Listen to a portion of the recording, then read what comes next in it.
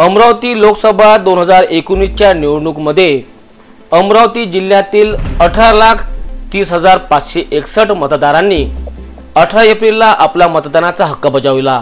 या निवडणुकीमध्ये अत्यंत चुरशीची लढत झालेली दिसून आली। अमरावती जिल्हा लोकसभा निवडणूक म्हणून मागील 2014च्या लोकसभा निवडणुकीमध्ये झालेल्या मतदानाची टक्केवारी आणि 18 एप्रिल 2019च्या निवडणुकीमध्ये झालेल्या मतदानाची टक्केवारी प्रत्येक मतदारसंघ म्हणून विधानसभा क्षेत्रातील मतदारांनी किती प्रमाणात मतदान केले आणि एकूण संख्या किती होती, त्या विधानसभा क्षेत्रातील मतदानाची टक्केवारी किती झाली हे आता आपण बघूया।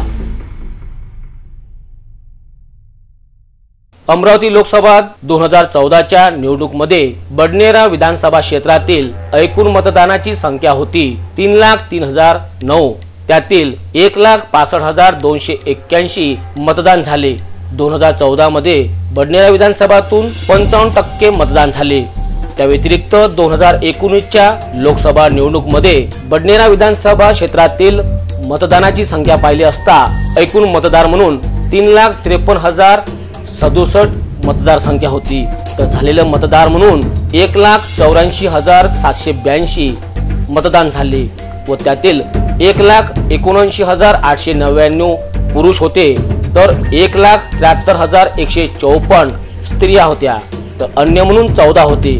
बडनेरा विधानसभा क्षेत्रातील लोकसभा 2019ची टक्केवारी म्हणून 52.34% इतकं मतदान 18 एप्रिल 2019च्या लोकसभा निवडणुकीमध्ये झालं। अमरावती विधानसभा क्षेत्र म्हणून 2014 मध्ये 2,67,985 एकूण मतदान होते तर त्यातील 1,52,353 मतदान झाले। त्यातील टक्केवारी म्हणून 57% इतकं मतदान 2014च्या लोकसभा निवडणुकीमध्ये झालं। तर 2019च्या 18 एप्रिलला झालेल्या मतदानामध्ये आपण पाहूया अमरावती विधानसभा क्षेत्रामध्ये किती प्रमाणात मतदान झाले। 3,41,477 एकूण मतदान होते तर 1,82,102 एकूण मतदान झाले। त्यामध्ये 1,75,395 पुरुष संख्या होती तर 1,66,069 स्त्रिया होत्या व अन्य म्हणून 13 होते। अमरावती विधानसभा क्षेत्रामध्ये या झालेल्या 2019च्या निवडणुकीमध्ये 53.33% टक्केवारी मतदान झाले। तर दिवसामध्ये 2014च्या निवडणुकीमध्ये 2,65,517 एकूण मतदार होते तर झालेले मतदान आहे 1,63,250 म्हणजेच 62% 2014 मध्ये तिवसा विधानसभा क्षेत्रातील मतदान होते। तर 2019च्या लोकसभा निवडणुकीमध्ये 2,93,056 एकूण मतदान होते। त्यापैकी 1,73,410 मतदान झाले।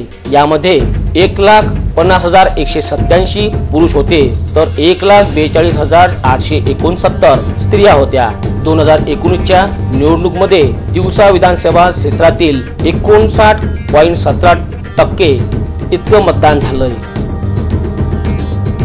दर्यापूरमध्ये 2014 मध्ये एकूण मतदान 2,74,525 मतदान होते तर त्यापैकी 1,81,564 मतदान झाले। यामध्ये एकूण 66% मतदान झाले होते।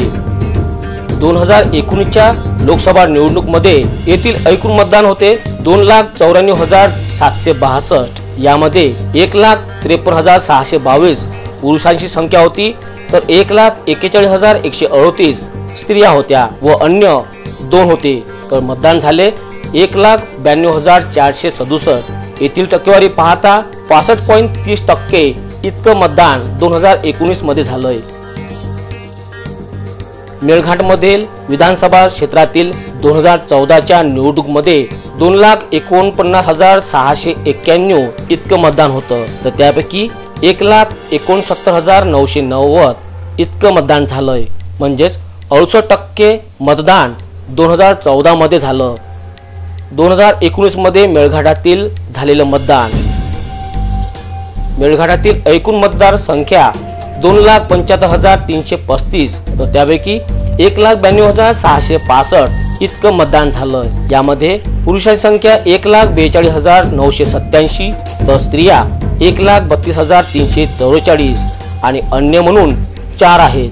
69.97% इतकं मतदान 2019 मध्ये या मेळघाट विधानसभा क्षेत्रामध्ये झालं आहे.